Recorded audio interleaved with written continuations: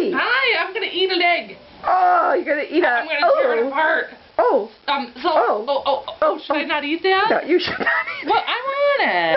No. You can't have it. No. Oh, give it to me tomorrow. Oh my gosh. Oh, you just stuck your fingers in my mouth. What? You should wash your hands more often. No, you cannot have that. Why not? Well. Fine, I'll just get another one.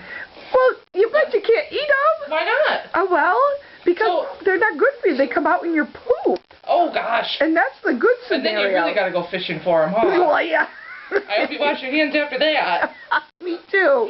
So maybe I should have some Kong toys. Something a little bit more sturdy. I think Kong toys and, probably stuffed with something yummy might be good. Yeah, because these plush things just aren't holding up. They aren't, I agree. Oh, that works. Does it? Yep, that works. You like that better than the chicken or whatever it is? What is that chicken? Are you happy? I'm happy. Look at my tail goes. I see it.